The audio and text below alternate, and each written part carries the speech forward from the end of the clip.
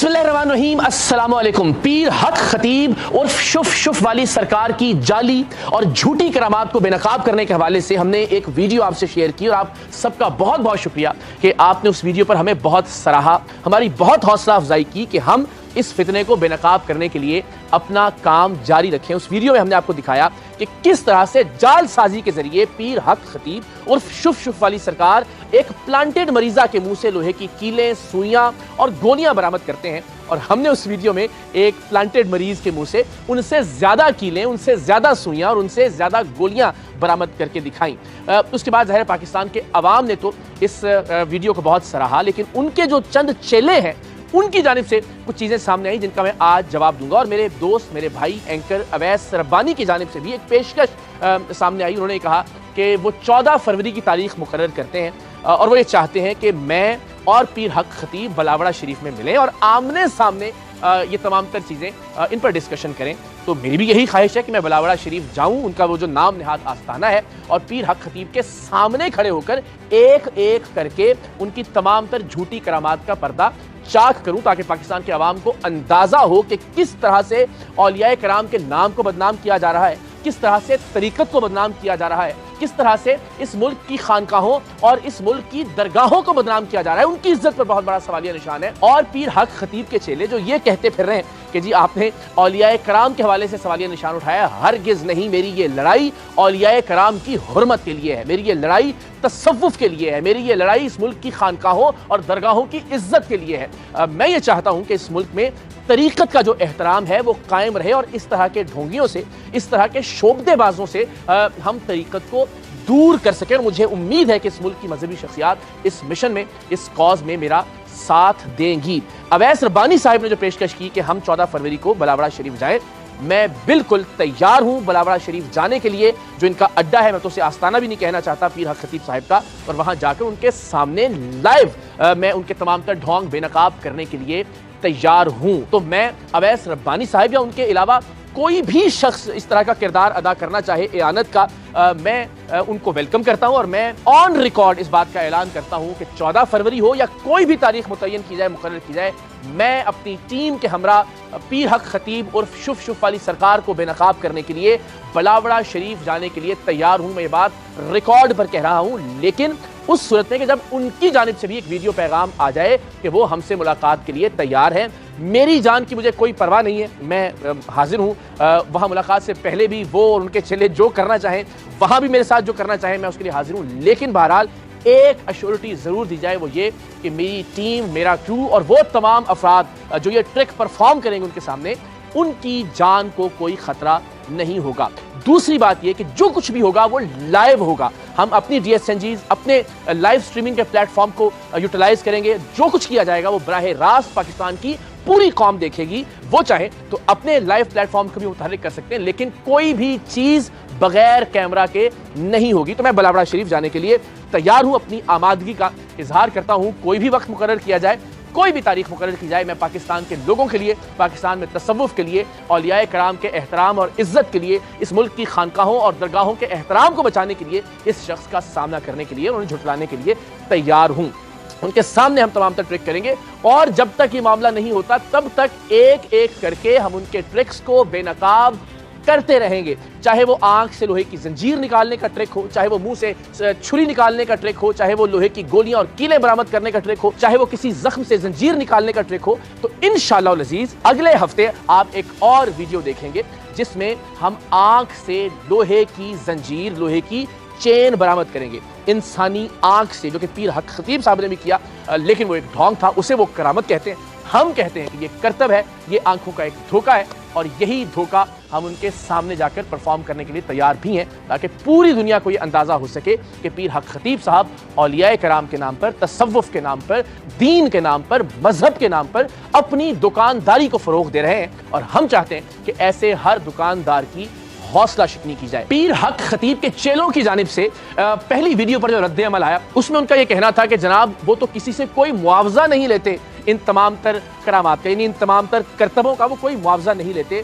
जो कि बिल्कुल हकीकत के बरअक्स बात है। हमने गुज़श्ता रोज एक प्रोग्राम रिकॉर्ड किया लाहौर के लिबर्टी चौक पर, जहां अवामुन नास को हमने मदऊ किया था कि जो आए जो चाहे अपनी बात कर सकता हो, और वहां बहुत सारे लोग जो बलावड़ा शरीफ जा चुके थे उन्होंने इस बात का इजहार किया कि कैसे उनको वहां लूटा जाता है। और अगर इस बात को ठीक तस्लीम भी कर लिया जाए तो चलिए हम यहां पर भी पूछते हैं और पीर हक खतीब साहब के सामने जाकर भी पूछेंगे कि वो जो जर्क बर्क लिबास पहनते हैं, वो जो कीमती तरीन पोशाकें ज़ेब तन करते हैं, वो जो बेहतरीन ज्वेलरी उन्होंने पहन रखी होती है, वो जिन आलीशान गाड़ियों में सफर करते हैं, वो जो आलीशान तर्ज जिंदगी गुजार रहे हैं, उसके लिए पैसे कहां से आते हैं, उनका जरिया आमदन क्या है, उस पर वो कितना टैक्स देते हैं, उसे उन्होंने डिक्लेयर कर रखा है या नहीं, उनके असासे ऑन रिकॉर्ड कितने हैं, वो तो बताएं ना बताएं, लेकिन मैं ये झलक देखिए उनकी एक प्रॉपर्टी की डिटेल मेरे पास है। लेकिन इंशाअल्लाह अज़ीज़ जब हम ये आग से जंजीर निकालने वाली वीडियो आप तक पहुंचा चुके होंगे तो उसके बाद पीर हक खतीब साहब के असासों के हवाले से भी हम आपको बताएंगे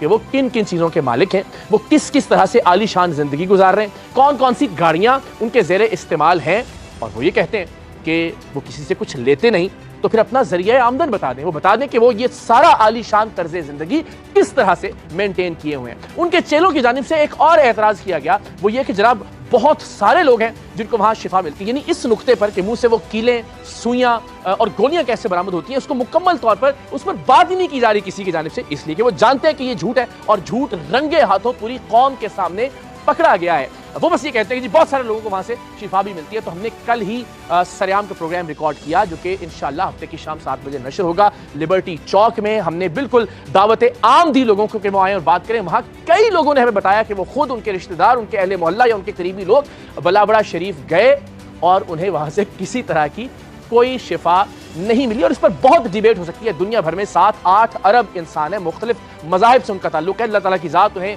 मरज़ भी देती है, उसकी शफा भी देती है, तो ज़ाहिर है वो तमाम दुनिया के लोगों को शफा, और अल्लाह ताला की ज़ात कुरान हकीम में फरमाती भी है कि वो जिसे मरज़ देता है उसे शिफा भी अता करता है। तो ज़ाहिर अल्लाह ताला की ज़ात शिफा देने वाली है। सो ये इस पर एक लंबी डिबेट हो सकती है कि उनके प्लांटेड लोग वहाँ खड़े होकर ये कहते हैं कि जी हमें शिफा मिली है। तो मैं अगेन अवैस रब्बानी साहब से भी कहता हूँ और कोई और एंकर भी मेरे साथ चाहे, बल्कि मैं चाहूँगा कि पीर हक खतीब आए, हम पाकिस्तान के किसी मसरूफ़ और मारूफ चौराहे का इंतखाब करते हैं और वहाँ हम कहते हैं कि जी आइए, जो पीर हक खतीब साहब के पास लोग जा चुके हैं वो जानते हैं कितने लोगों को वहाँ पे शिफा मिली है। तो ये भांडा भी बेनकाब हो जाएगा, ये भांडा भी फूट जाएगा इंशाल्लाह। फिर सहारा लिया जा रहा है कुछ तस्वीरों का मुख्तलिफ शख्सियात के साथ कि जनाब ये तस्वीर इस बात की गवाही है, इस बात की शहादत है कि पीर हक खतीब साहब सच्चे और हक के पीर है। मैं हैरान हूँ इस बात पर, उन लोगों की अकल पर मातम करने का दिल चाहता है कि किसी के साथ भी तस्वीर का ये मतलब कैसे हो सकता है कि वो बतौर पीर आपकी तायीद करता है। मेरे साथ रोजाना सैकड़ों हजारों लोग तस्वीरें बनाते हैं, लेकिन मैं नहीं जानता कि उनमें से कौन कातिल है, उनमें से कौन लुटेरा है, उनमें से कौन चोर है, कौन डाकू है।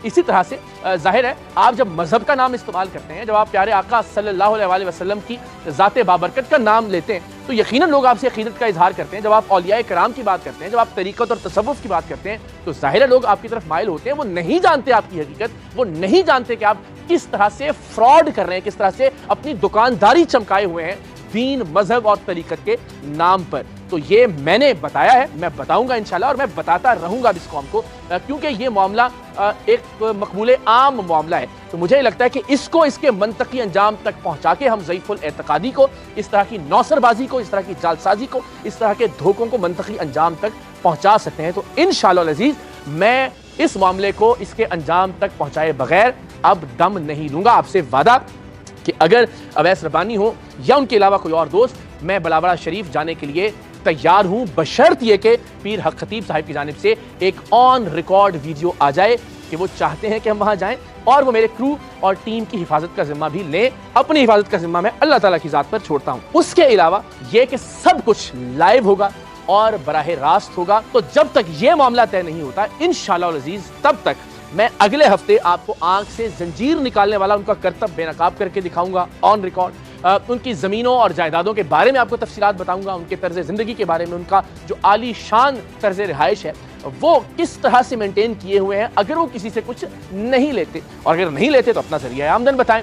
ये बात और ये सवाल हम उनके सामने भी इंशाअल्लाह अज़ीज़ जाकर करेंगे। तो आप सबकी दुआओं से, आप सबकी सपोर्ट से इंशाअल्लाह अज़ीज़ पीर हक खतीब उर्फ शुफ वाली सरकार की हकीकत आप तक पहुंचाने का सिलसिला जारी रहेगा, ता वक्त ये कि हम उनके सामने ना चले जाएं, हम उनके सामने तमाम तर सवाल ना रखें और हम उनके सामने उनके तमाम तर ट्रिक, उनकी ये शोबदेबाजियां बेनकाब ना कर दें।